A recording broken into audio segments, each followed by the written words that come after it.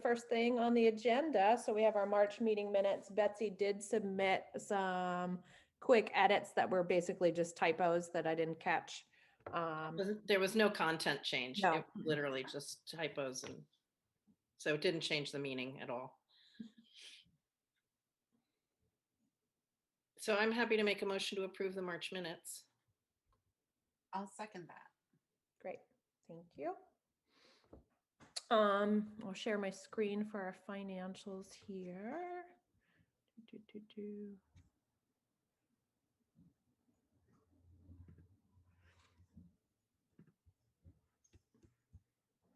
Good morning, Mr. Mayor.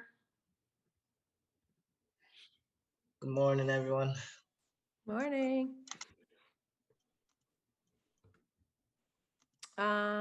Okay, so this is our balance sheet for as of March 31st, 2021. We have not spent too much money. As you can see, currently we have just over $114,000 in our account, but most of that is restricted to the ADLN grant. Same as always. Let me pull up the screen. So we have 84,000 right now, just over that for the first quarter in that ADLN grant to spend down. And we have invoices that I shared with you to pay. But otherwise, it's the same old, same old. Nothing has changed. Cool. So Branda, do we have these? It looks like we have these funds commingled in our bank account, but you've just coded them differently.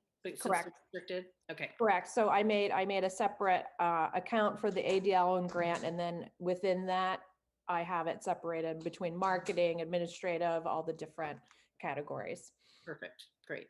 And Sarah's been helping me keep track of what gets posted where, so we're good. Good. Thanks, Sarah. As far as the audit update, we're in a holding pattern. I provided them, I have to do a little bit of work this afternoon with them, but I've provided all the materials that they need to perform the audit. The question is, and this is an item that's for discussion later on, is that we're still worried about the list of our assets, which includes those properties. So we're going to have a further conversation about that in a minute. Otherwise, yeah, everything is moving along as it should. So, well, no, never mind. I'll hold my question until we get there. Sorry. So the only other thing for this section of the agenda, which is financials, is to make sure that the board approves the financials and then the approves the invoice and bill payment for the month. My apologies, I just got here. Is the community garden on the agenda still, Brenda? Yeah, it is. Thank you. Sorry, my dog made loud. So we need a motion to approve the financials and the bills. I'll Correct. make that motion. Thanks, Thank you, Rebecca. Rebecca. I'm happy to second it. Thank you.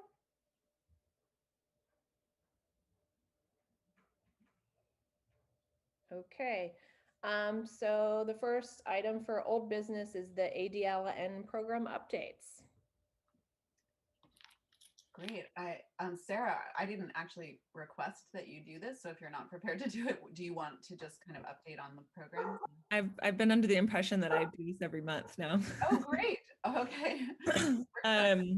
I'll go in order of well, I guess my cascading order of these programs in the grant, but the Housing Trust Fund is obviously the biggest sort of like receiver of the grant, but it's also kind of the longest term process. And Rebecca and I are working together on researching and designing a Housing Trust Fund framework that makes sense for Hudson, because by definition, the housing trust funds as they exist all over the country are really flexible and are designed to respond to the priorities of the community at hand. So some of them, for instance, prioritize like veteran housing or prioritize rehabilitation, whereas others prioritize like acquiring properties and holding them in trust or something. So we're doing some outreach. I'm doing some outreach with a couple of organizations, and we're just thinking through what that's going to look like, and more will become concretized or more tangible by the end of the second quarter, which ends in June, ends in May, ends end of June. June. I think that's right. I can't do the math. So that's the Housing Trust Fund. Can I just add, Sarah, can I just add about the Housing Trust Fund that the first step that one of the things we have to do in establishing it is establish the governance of it. And so we've started that process by the committee, which Joe and Kate will talk about, for the advisory committee for the affordable housing development plan, is hopefully going to overlap quite a bit, I imagine, with the governance committee for the Housing Trust Fund. So as not to kind of continually reintroduce, new. Yeah, protect institutional memory too within right. that thing, because the Housing Trust Fund will be, like a source of leverage to make those developments happen. And so we hired Pattern for Progress for the affordable housing development plans. That's the update in that bucket of the grant. And I think it sounds like we're going to get more information from them. Hudson Roots is moving along. We've so far from our like emergency rent relief fund that's in the Hcdpa's hands, we've resolved three cases, but only one is on the invoices for this month, because the other two came through in early April. And our outreach team is expanding. We are constantly getting feedback from people about how they're interfacing with the program, and wanting to update our strategic message around how to present the program more as like a partnership between St. Catharines and the city. There is an emergency rent relief fund that's like a backup process, but we're also working to make sure that fund lasts, and that we can help people access already existing pots of money from the CARES Act or from other sources that are being moved through agencies like DSS or Catholic Charities. So we are always evaluating this program as it's been getting started through our outreach mechanisms where feedback's coming back in. So Sarah, can I ask a question about that? How do we keep from depleting these funds entirely over time? Is there a way that they're replenished? Well, I think by design, these funds are meant to be emergency relief. I think in terms of a fund that will be replenished, we could put the Housing Trust Fund could have some sort of could have a priority around that kind of relief. But I think this pot of money, we have to spend it before the end of the year. Not the end of the year, the end of the granting term, which ends in March 2022. But I would say that that's exactly the kind of thing that we need to think about for the Housing Trust Fund, because the Housing Trust Fund exists to continue to carry on the ability of the city to draw down funds from its budget for specific housing needs, which it has not done in the past. And so, this would be a specific housing need, for example, to have an emergency rent relief fund available in the city. So that could be an Hcdpa priority, or it could be a priority at the level of, just the city. But either way, that is exactly the kind of thing that the Housing Trust Fund can do. It can hold those funds. And the strategy of pursuing, as it's reasonable, pursuing other pots of relief funds that exist through DSS and through Catholic Charities and through, I think there's one other that I can't remember, is a way to try to make those funds last. And so far, I think we've had 35 referrals come through. It's been, yeah, we're learning a lot about how this program should work. And we need to expand our outreach team. Right now, we don't have an outreach team member who speaks Bengali. And I'm not sure about our capacities for Spanish either, but so we need to hire 2 more outreach team members, and I'm working on that. I just talked with Hudson Castle Housing Coalition today about that, and have been doing some outreach. Teresa Joyner suggested some people. So if anyone knows anyone who would be a good candidate, it's a part-time job, flexible hours, mild reporting, to try to bring people into the Hudson Roots program, and also later support turnout for public engagement around the creation of the Housing Trust Fund. I see Tiffany's got her hand up. Yes, hello, how are you? Hey. I wanted to know what are the current restrictions on the Hudson Root funds?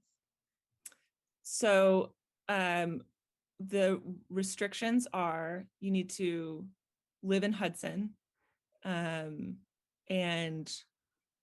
the money can be used to help you stay in Hudson. And I think the AMI threshold is 80% area AMI, or area median income. So families at risk of displacement, and there's not like a super detailed accounting of what that means, someone at risk of displacement. But if you are below the area median income, 80%, and are experiencing like the threat of housing insecurity or insecurity, then St. Catherine's can provide case management support for finding a way to resolve back rents, or they offer rental subsidies, and also things like moving expenses. And from what I understand, it's really about whatever each unique case. St. Catherine's is supposed to be approaching clients in a very like meeting people where they are, and just in a sort of person-centered, like flexible approach. But essentially what we've discovered is that they,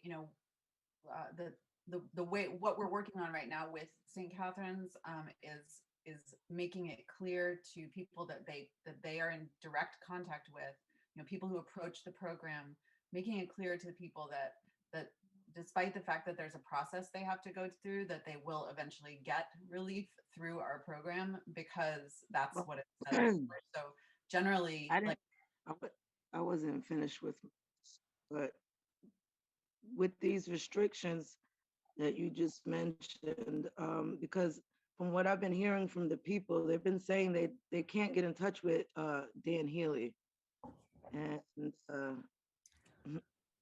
no one really can get help.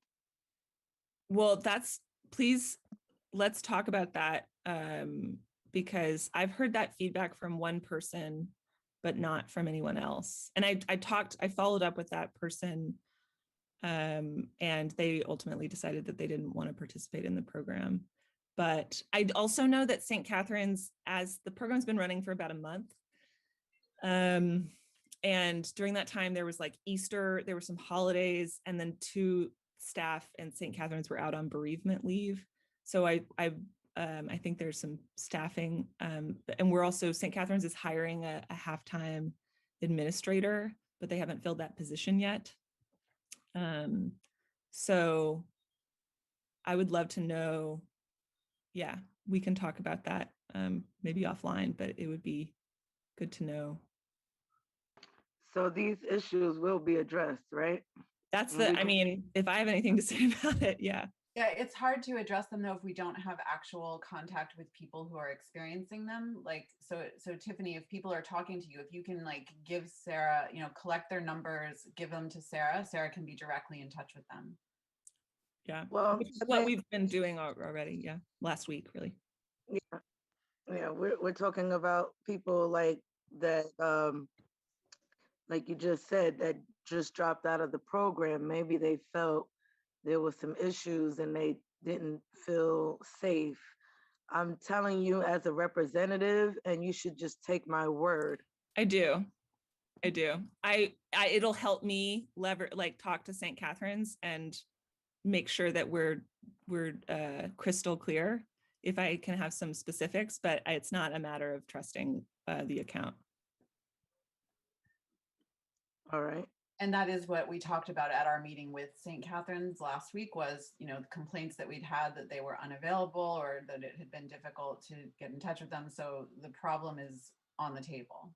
Yeah, it's my job to advocate for what you're saying. So just, yeah, it's not about me. I don't want to I'm not verifying. I mean, I think you're verifying the stories, but it'll help me keep a record of what's been going on so that we can make sure that we have a clear picture of how this program is working. Because if this partnership ends up being successful, that's great. And if there's problems and the strategy is not what we thought it would be, then we need to know.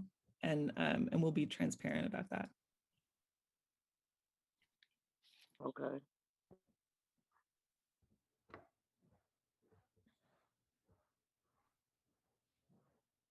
So, Sarah, you said you're looking to hire 2 more people for outreach at this time? Okay, I just want to make sure I got that. And is there anything else as far as expenditures for the actual program that are forthcoming, just so that everybody's aware? I don't know of any big major expenditures other than the routine invoices for St. Catherine's and for the outreach team. Perfect. Thank you. All right.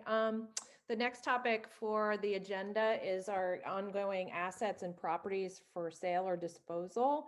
And this is separate from your conversation about the community garden, Tiffany. So just hold tight for that for a minute. So we've been working with the auditor to try to figure out what to do. And I have sent many, many emails to our assessor, Cheryl, trying to figure out what's going on with these properties that were labeled as 666, which were unlocatable within the GIS. And if they're unlocatable, do they actually exist? Was there some sort of transfer problem? Through Betsy's suggestion, we reached out to a title search company to see if they would help us research and figure out where these properties are, what the issue is. And our initial inquiry to get a quote for this service, they denied doing the work. So we need to find either another title company to do the research, and I'm open to suggestions of people to reach out to. I know that for HDC, we've been working with Chicago Title for their properties, but so we're on a holding pattern when it comes to figuring out those assets and what to do with them on our balance sheet. There could be a situation, and speaking to our legal counsel, Victoria, there could be a situation where we have to go and get them reassessed or argue the assessed value if they don't exist, because if they're on our asset line and we own them, we're listed as owning them, but it seems to be a very complicated situation that's not going to be resolved very quickly. So Branda, has the assessor noted why these non-existent properties actually show as having value? Couldn't she just assess them at 0? She didn't respond to any of my inquiries along that line of logic. It feels to me, if they're properties that can't be located, and then all of a sudden they have a value of $10,000, that's an assessor problem. That's not an Hcdpa problem. Well, right? that was kind of my thought as well. And I didn't want to push it because and again, this is the ongoing historical problem with some of these, agency properties is that because we're tax exempt and we don't pay taxes on them, what does it matter what the value is? So it's just kind of gets passed along year over year, and none of our prior boards have wanted to open this proverbial can of worms. So Well, so what's the next, if Cheryl, the assessor, doesn't get back, what's the next step that we need to do in order to make sure that we can resolve it? I think looking at the title, doing a title search is probably the first step, because we'll at least understand the historical transfers that happened for us to get the title, and then we should be able to kind of go from there. I mean, I don't know how much that will cost. We have to kind of ask for a quote and see what we need to do. So to be continued. Or should we try to figure out, I'm sorry, I'm trying to because I mean, should we just figure out, should we make a motion to get a title person? I make that motion. I will second that motion. Brenda, why not reach out to Chicago Title, since they already have something of a relationship with the city a little bit through HDC, and see if they're willing to take this on. I don't know any other local title agencies, and maybe it's better if it's not local. I'm not sure. And it's taken, I mean, historically, just in regular real estate, because I've talked to other real estate lawyers in town, title searches have been taking months upon months because of COVID, everything was backed up. So hopefully, maybe now that things are kind of a little bit better, it won't take as long, but see. Crystal Hines might also be a good person to ask for a recommendation. That's exactly who she uses. So. Okay. Thanks.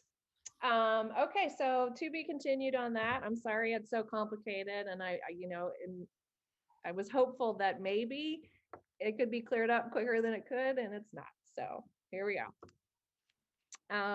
The next thing, and now we're on to new business. This is Tiffany Griga asked me via email to put the community garden, which is 202 Columbia Street, on the agenda. So take it away, Tiffany. Thank you.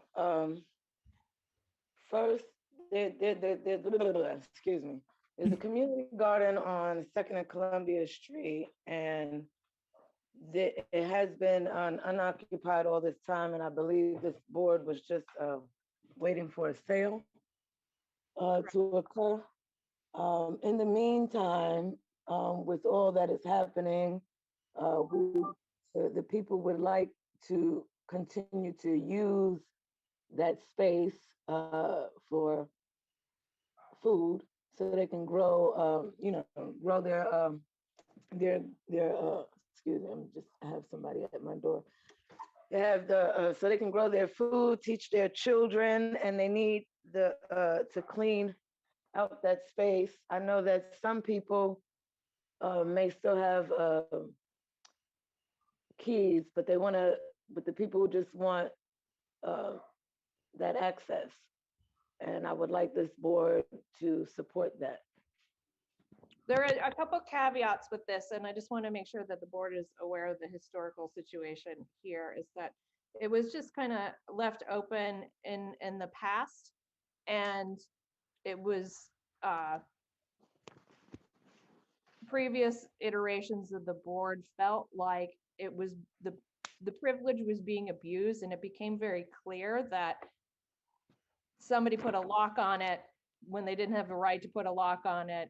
So then we put a lock on it to make sure that those people that asked for permission to use it were the ones that were using it. It's not covered by our insurance to have people in there. The city struck a deal with the person that was running the community garden previously to pay rent for 2 summers at something like $300 a summer. The city piped in water for use over there, and then it was abandoned. So that's where we are now. So our insurance technically doesn't cover the use. I've been full in the email, Brenda, when I sent you the email, but we thank you for the past history, but right now we're talking about today. The people need to have access we already know what's going on with the pandemic and resources are low for some people. I agree. Get community organizations involved again to monitor it. If you want to give me the key, you can do that. But And the we, people is it, access, is the, and I don't want to use past excuses to starve them. I'm not, Tiffany, there's no reason I- to be can I just antagonistic. I was interject? just giving the history.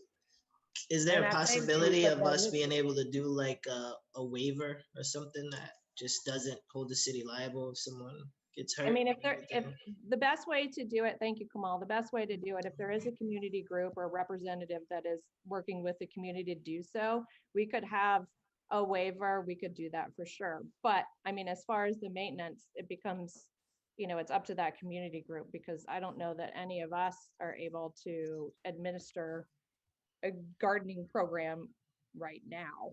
So, I mean, did this board ever administer any type of cleaning to that community garden? Because I know a perfect organization that is hands-on with the community always that can do it. and who's that? HCHC, that is Hudson Catskill Housing Coalition. I mean, put them in contact with us. I mean, definitely. Absolutely.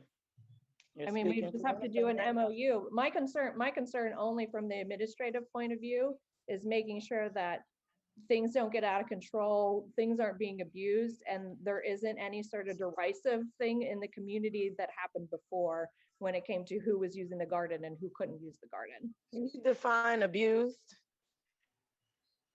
I said derisive? Is there land? Excuse me? I said, is there land? It's whose land? It's HCDPA land, It correct? is, correct. But it's also the people's land, correct? Technically, it's HCDPA's land. I don't know what you mean by the people's land. It's kind of rhetoric that I don't know why you're using it. It's, If you want Well, there to be a I program asked there, I you- mean, you have to do the work and figure out what it's gonna look like. Question to you is when you said it was being abused, and I asked you to define abused. Oh, divine abuse. It was, there were certain people that weren't allowing other members of the community to come in and use it. That mean, It seems to me that if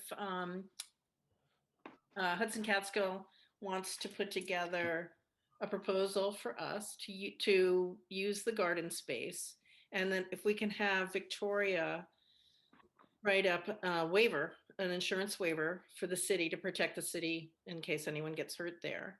That, and if Hudson Catskill wants to take the lead on it, we could look at what the proposal is, make sure that it's vetted by our attorney, and I don't see any reason why not.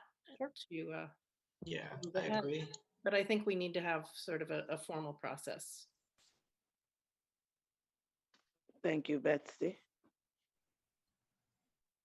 And you will receive that proposal soon. Fantastic. That's good. I love it when vacant spaces are used. That's great. The only other thing I would add there is if this board is moving ahead with the properties that we own to consider selling them, we should probably have an understanding that if we have a buyer for that land, that we may have to move ahead with that. I can't imagine anything happening there quickly, but just to be careful. May I ask a question? Sure. This is Quentin Cross from ACHC. We would be willing to help, but like we're trying to provide a solution, not be in the business of coming up with a proposal and using our staff time and our resources. That area right now is being used, period, point blank. People are in there, people are gardening, and you're saying they're not? They are. Listen, I've been canvassing. Oh, excuse me. I've Are you talking been about canvassing there for the last couple of weeks on other issues in that area, and there are people mostly from the Bengali community that are there. Oh, I So, thought- and they have previously for years used that lot.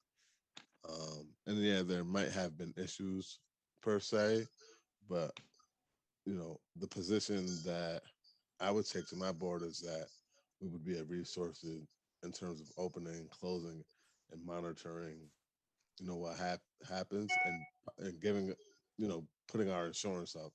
But I don't want to make it seem like to overburden us in this process of like trying to help the community because they're already there. So they're already in there. They're already. I see people in there like 2 days ago planting and doing their thing. So it's like one way or the other, you guys have to be engaged because people are already in there, and we're just trying to help with a solution. Can I because ask, people are is there. there anyone in the community that's already using it that wants to, come forward? That live in the ward are using it. The people that need to grow food are using it. Tiffany, The community garden needs to be cleaned out by the city, this agency. It needs to be cleaned so it can be utilized properly. But right now, they're using what they have. Yeah, they're using it. Period. So it's you know, it's more incumbent upon y'all. I just heard in this conversation that you know the historical issues around it, but you have immediate concern that people are using it. Right? People are already using it. People That are is in there. concerning because that keeps this agency, that puts us Eyeball. in a difficult Yeah. spot. I mean, I said in the Well- beginning of when I was talking that, that people have a key. So it's not locked, as you saying. People have a key. So whoever had the key, someone gave them a key. But not everyone has a key, and other people in the community want access to it.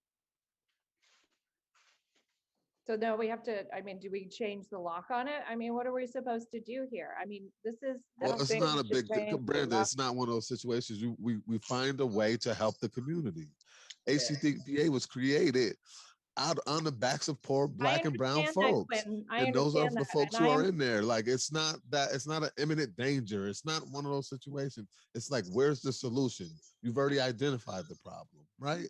Like, how do Right. we help I our think community? a But few of us should get together with HCHC and kind of assess like what's happening. I'll be willing to be a part of that and kind of decide, you Okay. know, going forward. But I get what they're saying. Like they don't want to take it over and be fully responsible to We'll manage provide the it. insurance though. But We'll provide the insurance waiver at but the I very think least. between the you know, a few of us who want to be a part of it, we can iron out how it looks going forward and the access to it to the community. And we can be a part of it as a collaboration. Either way, I'm here to help for the second ward. This is I was true. just curious if there's anyone who is, the actual people using it who wants to like step into a role where they might want to like facilitate the use of it for everyone. One of the people that's using it that reached out to me, they want to be able to have children there where they can teach children and don't have any problems, with being in the garden because they see other people using it and they don't want to be the ones that come in and now it's an issue. And that's why I have this on the agenda today. Again, this is why I brought up the historical thing that the access to the garden, there's not supposed to be any access at this point. I'm just saying that for legal reasons. And when somebody has a key or however the key got around or somebody put a different lock on it, I have no idea. It creates this derision, this divisive thing about who's allowed in it and who's not allowed in it. And I'm sorry, like I'm just laying it out. I'm not offering a solution here because I don't know what to do because it's HCDA property. And when it comes to the city agency, let's just say, as an example, if a child was to go in there and without knowing what's Hcdpa, not knowing what's going on, somebody gets hurt, cut on a piece of something because it hasn't been cleaned out, because it's not been in use for so long, quote unquote, not been in use for so long, what happens then? if we're going to do anything with that garden, I highly suggest that we do partner with a group that's willing to take at least administrative, knowing what the day-to-day goings on are there in order to maintain not just safety for the children, but safety for anybody that's using it, and knowing that it's equitable.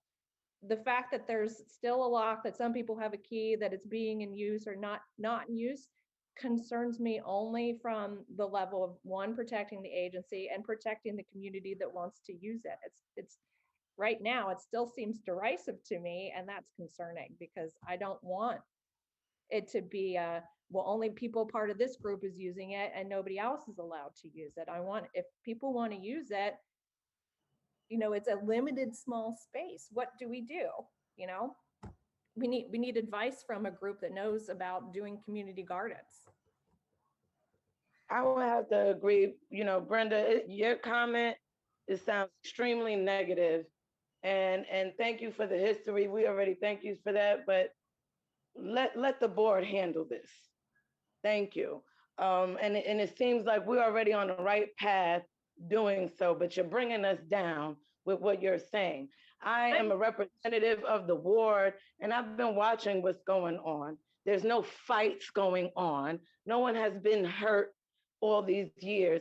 And frankly, no one else on the board has even took a walk over there to see what's going on. If the locks are rusty or they're broken, nothing. And if I didn't ask for this subject to be on the agenda today, you still wouldn't. Not even you, Brenda. So let's move forward with a solution. We have an organization along with the mayor that's willing to help, and let's do this. I think that's a great place to start. Yeah, I mean, I can assess it. I'll meet with HCHC. We'll figure out how the partnership looks, and then I'll report back to the board for further, how we go further, even if we have to have a quick special meeting or something like that. Okay. And getting stuff together. Great. Thank you. And I just wanted to add, this is Ravonda. I remember when I was about 10 or 11, my family had a plot there, and it was ran by TSL at the time. And I just want to express that we really enjoyed that, my brother and sisters, us going over there and gardening and picking tomatoes and getting our collard greens. So this sounds great. This sounds fantastic. And I hope there is a resolution on how we can bring that back to the community. Thank you, Ravon. Do you think that TSL would want to get involved again too? I mean, it could be a tripartisanship. Are you serious? We just have an organization right here. Like, how disrespectful are you? Tiffany, Tiffany, sorry. I'm sorry, Tiffany, you're being disrespectful to me. I'm trying to make sure that everybody is protected in this situation as far as running a city agency according to ABL. I don't need it. Also, I want to say Quentin just said that he couldn't do have it. capacity to manage the space. And so in terms of finding, there's gonna have to be somebody who has some kind of oversight. And so like, that's all there is, whether it's somebody I'm my services as a board member, and we offer services as an organization. This is just insane. I just want to request we move on. I think we have a plan for going forward, and we'll have updates once I'm able to talk to HCHC. Thanks, Kamal. Ravon was able to attend our meeting today, but I know that going forward, 10:30 a.m. is not a good time for her. So we need to discuss when would be a better time. And I think you suggested either noon or 12:30 on the second Tuesday of every month would be okay. So put it up to the rest of the board. That's fine with me. Yeah, that works for me as well. I'm sorry, what time did you just say? 12 noon or 12:30 on the second Tuesday of every month. Sounds good. Do you want to do noon? Yeah, noon works. Can you just double, because the IDA meetings are 1 o'clock on a Tuesday. I think I mean, it traditionally was the same Tuesday as HCDPA. So if we could just make sure that it's a different Tuesday. They're on. Yeah, it already, yeah, it's on a different Tuesday. Right. Okay, thanks. So let's do noon. Can I have a motion for noon? So moved. I'll second.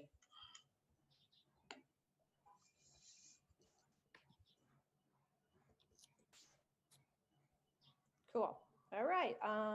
Let's see. We got our guests, Joe and Kate from Patterns for Progress.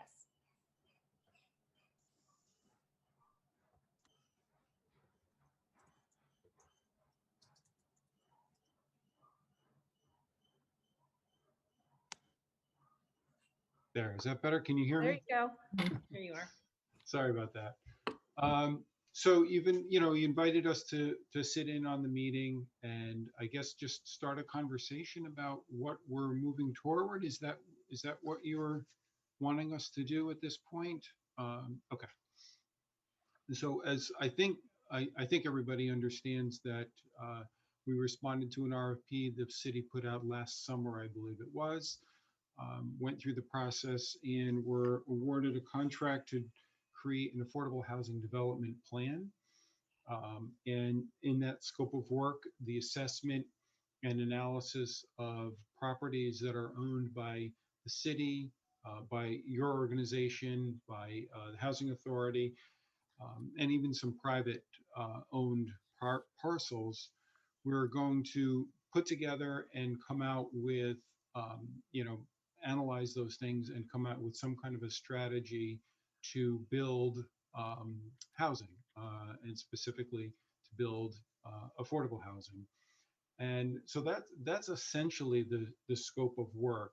We literally just started this process about a week ago. So we're at the very, very beginning of it. One of the first steps that we had done was to create a local advisory committee, which I believe, Mayor, you were involved with this a little bit. And right now we've got, I'm sorry, I'm just pulling up my notes, too many things on the screen. Let's see. So the advisory committee right now consists of Teresa Joyner, Ravonda Smith, Mike Tucker, Rebecca, Michael Chimides, Darren Scott from New York State HCR, and Peter Pagano. These are the folks that we will, utilize as, obviously as an advisory committee, but we'll go back and forth with them as we go through the process. Rebecca, I think you're our main contact for the program itself. And Sarah, you and I have spoken a couple of times already. Looking forward to working more with you as well. So it's a long process. This is going to take probably, a good 6 or 7 months. We want to get this done by the end of the calendar year. Along the process, there are projects that are in a pipeline right now. There's been a lot of activity in terms of developers looking at parcels, wanting to move forward with various levels of approval through the city.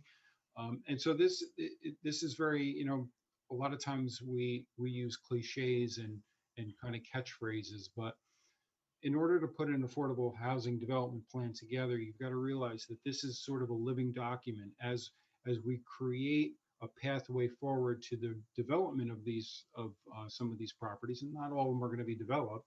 That's the point of looking at some 80 some properties. It's a living document. So we as we move forward, we learn what's going on with properties, how are those progressing, and really we want to look at somewhere between a 3 and 5 year plan about all of these properties together. And I'm using the term 3 to 5 years of the time span of 3 to 5 years because that's a development process. The development process is not done in 6 months, a year and a half.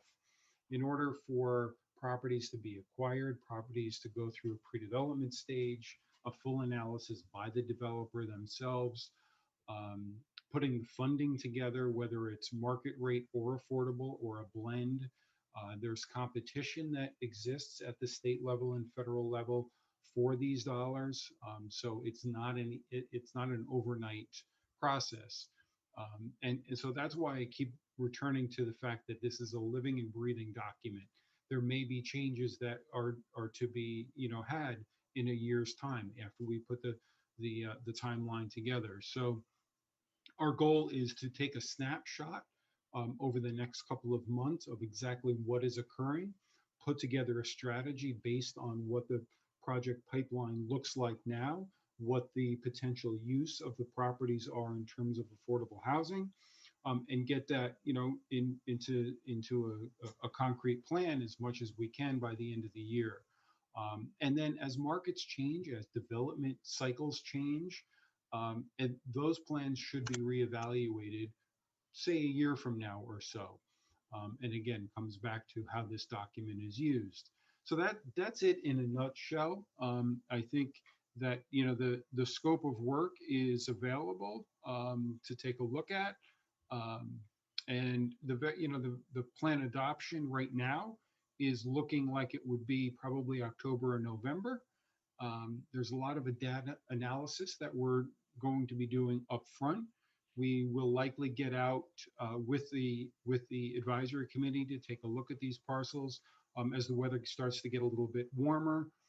There's qualitative data, there's quantitative data. So we're looking at numbers, we're looking at what the trends are in the city. We're also looking at interviewing local realtors, local employers, local lending agencies.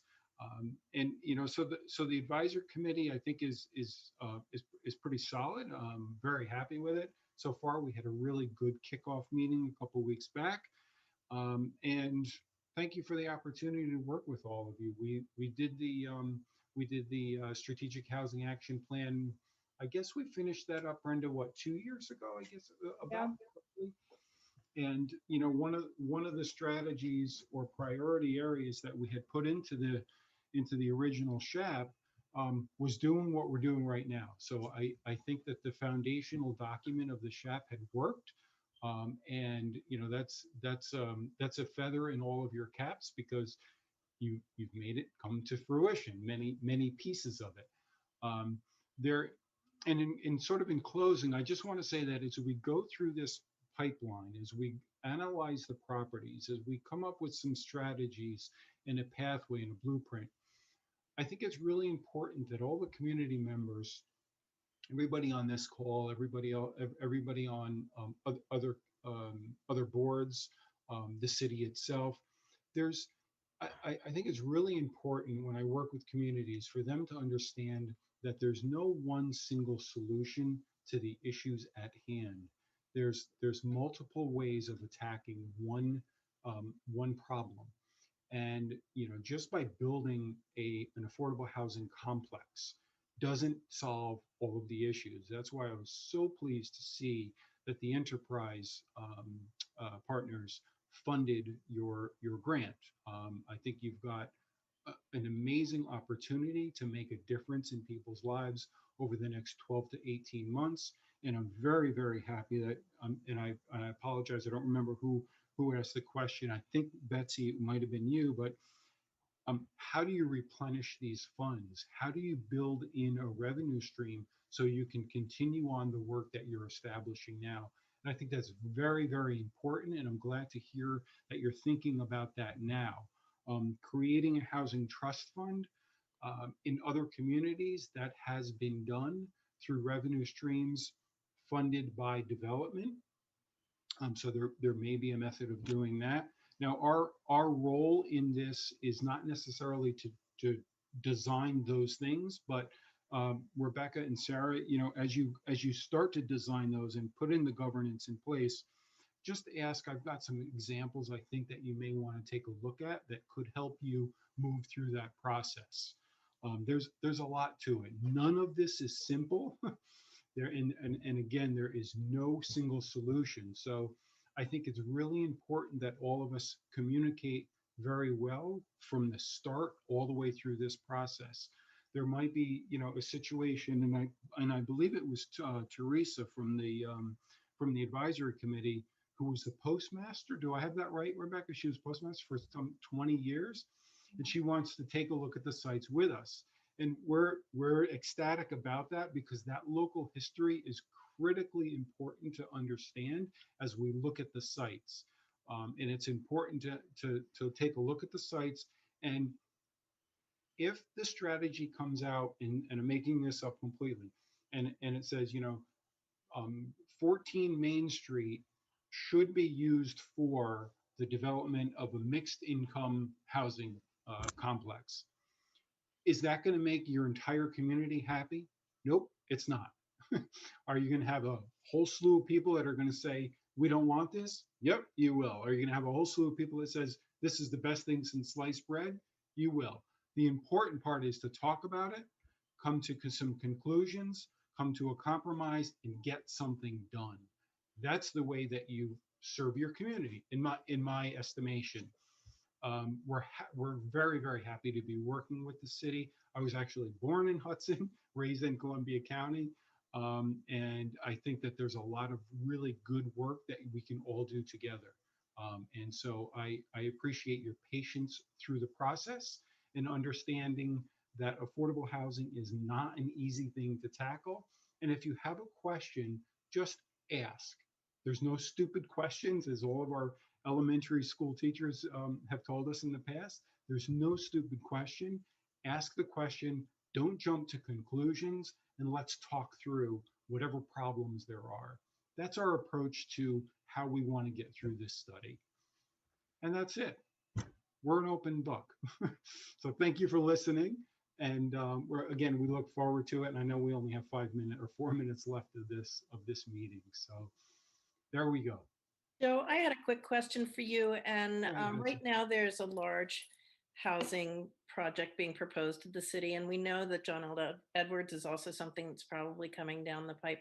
How do you all take those projects into account when you're assessing the needs and where to place the best, where to identify project spots? Right. So that's a perfect example of what's in the pipeline, so to speak, right now. And so if, for example, and don't take this as concluding statements by any means, but there's a proposal of the large scale Galvan Foundation property and the adaptive reuse of a school.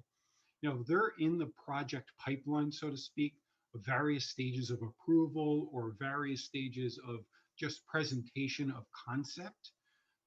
They're put in there now. How they are, what's their development timeline is important to the way that our strategies move forward.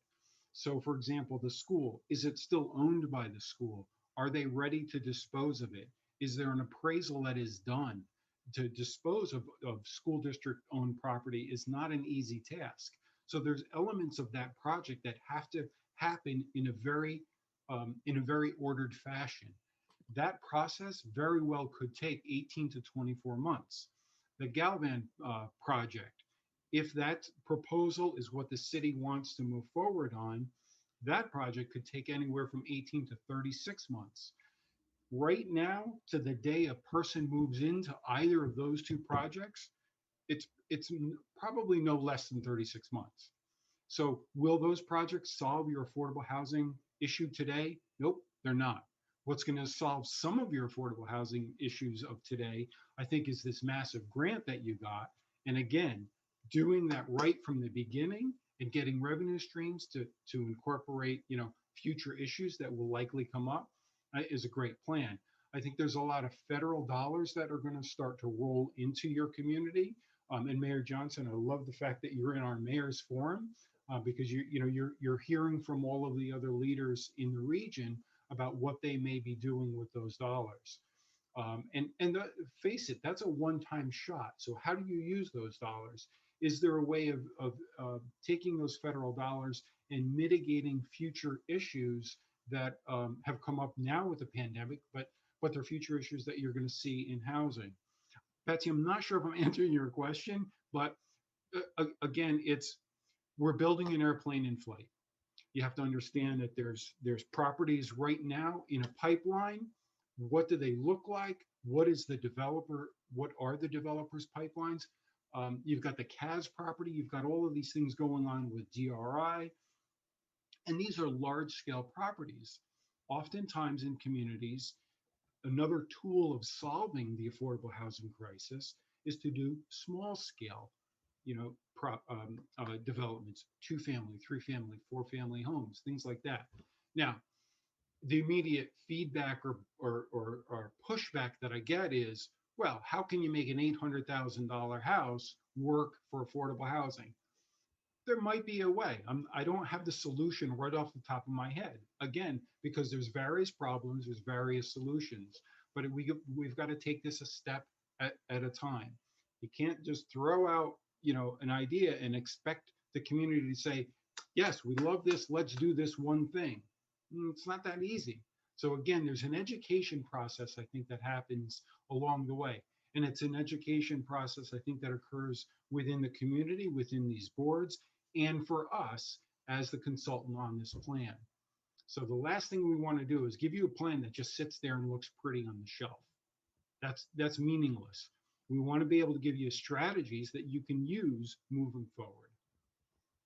Betsy, does that answer your question? I'm sorry, I went off on a rant a little bit. But that's okay, Joe. Yes, it absolutely does. I was trying to figure out how all of these things work together, and it sounds like they do. So thank you. That was a very good explanation. I appreciate it. Any other I just wanted to add that, oh, whoops, I need, oh no. Yeah, I just wanted to add that, Hcdpa has expressed its desire to participate in this program, like in the eventual execution of a plan for affordable housing for the city. And so, I really hope that that's, as we're discussing the properties that Hcdpa owns, I hope that that is very clearly at the forefront of what we're talking about with those properties. I think that you've got a slew of properties on the spreadsheet that I'm taking a look at that are, I don't want to necessarily say that they're absolutely ripe for development, but they could work. They very well could work. Identifying a good, strong developer to make that happen is important. The RFP process is important, which would happen later on. But on the advisory committee, you got to remember, we also have Darren Scott from HCR. HCR, sorry, it's an acronym, stands for New York State Homes and Community Renewal. That's the agency at the state level that funds a lot of the affordable housing developments. And if I use the term project, I apologize. I've been doing this for 32 years, and I try to use the term development because I don't like the term project. And I'm trying not to use the term units. It's a home or an apartment. So it's just a little key to myself, because it's important for you as a community to understand we're not looking at this as just numbers, just a project, just a unit count. We're concerned about the community. And Darren is wonderful. He's been doing this for many, many years. He ran a housing authority. He gets it. He understands how communities work, but he represents a funding source. There's going to be times where he's got to back off because he can't know certain things going on in the community, and he'll just tell us that. But it's important for him to be there because he has a key. He's got an eye for what's going on in development, what the state is looking for, and how these things connect. So I'm ecstatic that he's on there as well. And again, having local representation on that advisory committee is really important. And Ravonda, I see your picture there. Yep, you're moving, so you are still there. I didn't know if that was just a picture, so glad you're on it as well. It's a great advisory committee that's been put together. That's a really terrific team. Thank you. Thank you. All right. Thanks, Joe. Thank you all. All right. Joe, how should we stay in touch with you over time? Will you come back periodically and let us know where you and the advisory committee are, or how will that work? Well, between Rebecca and Sarah, the mayor, Michael, you're going to know what's going on. Okay. So yeah. And again, but just email me if you've got a specific question or pick up the phone. Only Okay. call away.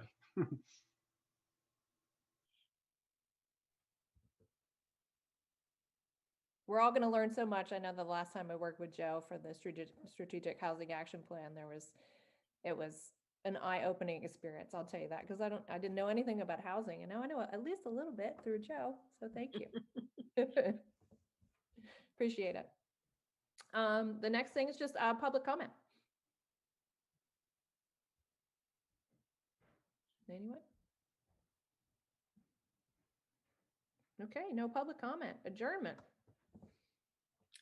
So moved. I'll second. Thank you. Okay, all. All Good to right. see everyone. Thanks, everyone. Tiffany, if you can hear me, I'm going to follow up with you on email and send you my phone number so we can talk about that. Okay, no problem. Okay, I'll looking look forward to hearing from you. Bye. Bye.